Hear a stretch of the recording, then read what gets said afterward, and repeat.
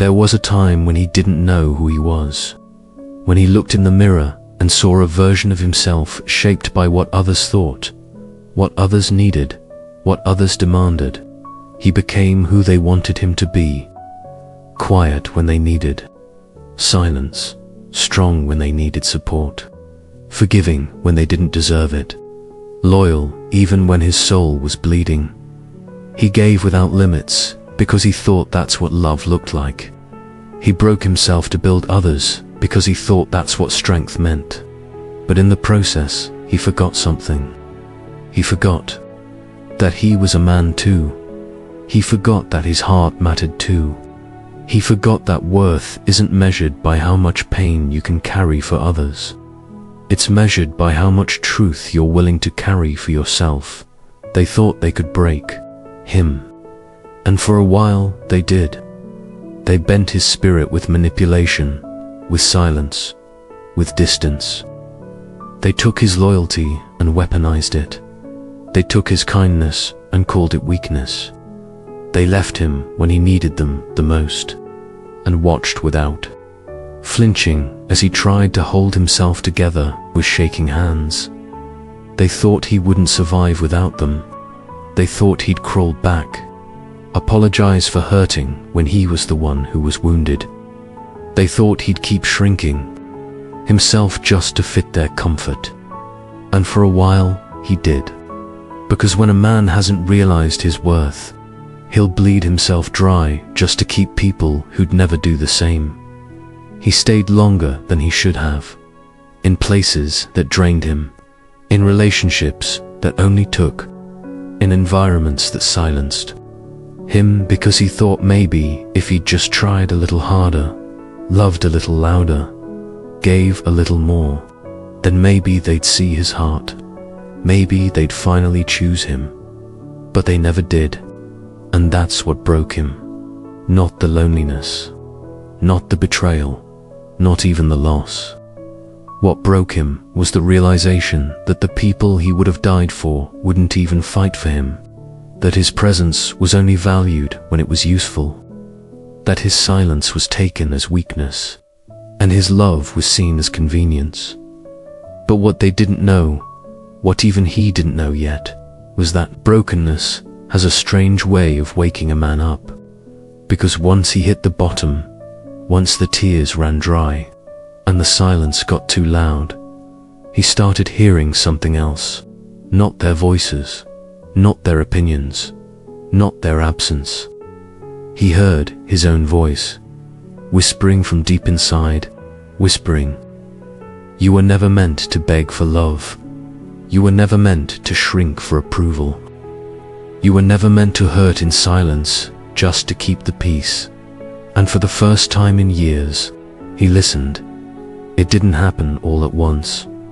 There was no explosion, no dramatic rebirth, just quiet moments of choosing himself, small acts of rebellion, like saying no, like walking away, like not answering that text, like sitting in his own company and realizing it wasn't loneliness, it was peace.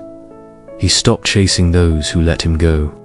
He stopped explaining himself to people, committed to misunderstanding him. He stopped waiting for apologies that would never come. And in that stillness, he began to remember who he was before the world tried to break him. He remembered that his kindness wasn't weakness, it was power under control. That his loyalty wasn't desperation, it was proof of his integrity. That his silence wasn't empty, it was sacred space for healing. He realized that not everyone deserves access to the deepest parts of him. That his heart is not a public offering, it's a sacred place. And only those who know how to honor it deserve to be near it. He started speaking to himself with the same gentleness he used to give others. He started protecting his energy, like his life depended on it.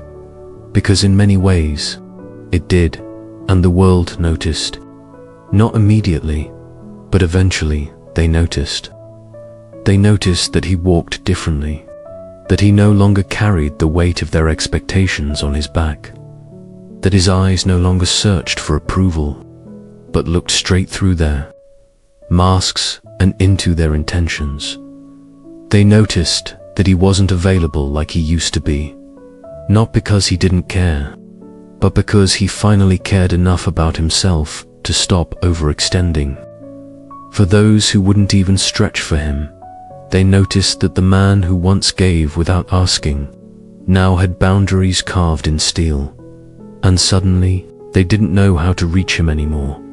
They tried to return when they saw his glow, but he wasn't waiting anymore.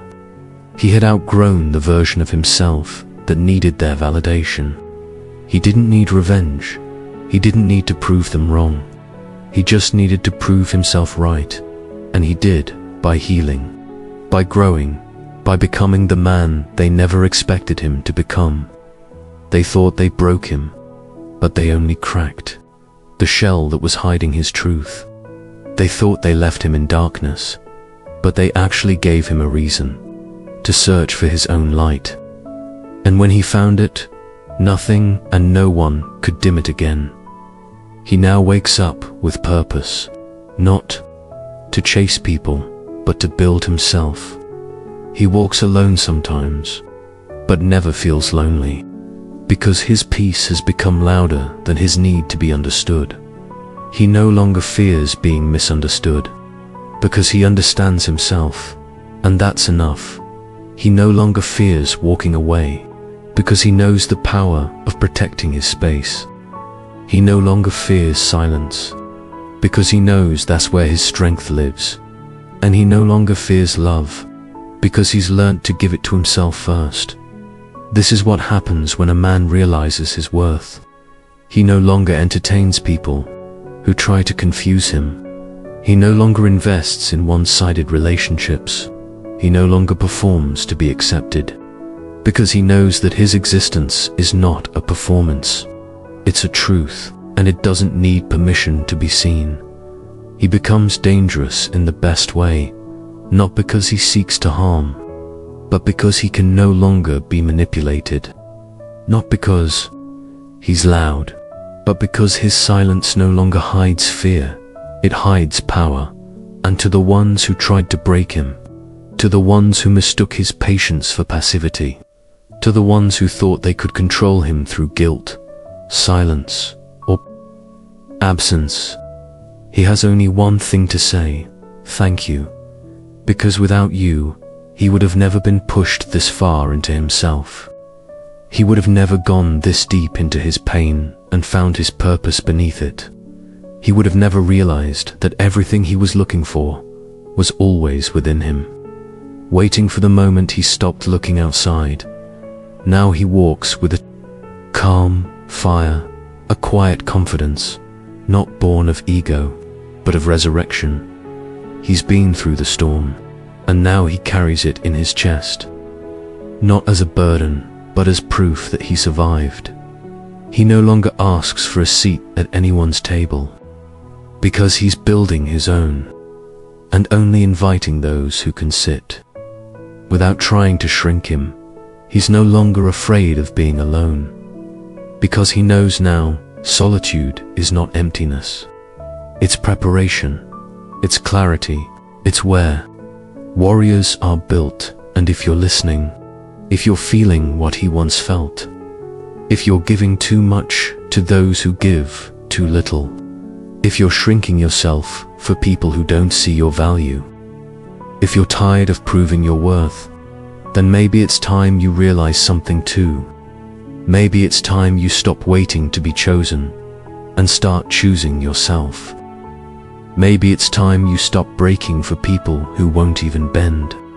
Maybe it's time you stop mistaking pain for purpose and finally walk away from what's breaking you, because you are not what they said you are.